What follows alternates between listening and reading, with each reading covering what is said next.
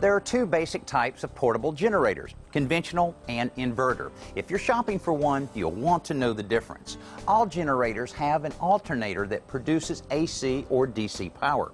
Conventional generator models use a mechanical alternator to produce AC power, while the inverter generators produce DC power and convert it to AC power by using digital electronics. As a result, the inverter models in general are smaller and lighter. However, these smaller alternators are also a little more expensive.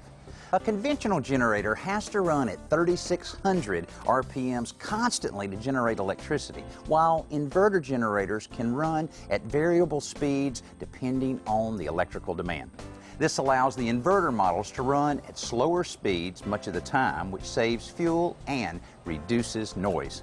The inverter models, as a general rule, also produce cleaner power with a total harmonic distortion of less than 5%.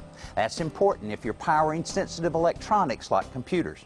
And that kind of performance is typically only available on premium conventional models like Generac XP series. The conventional units, on the other hand, are capable of greater output and extended run times.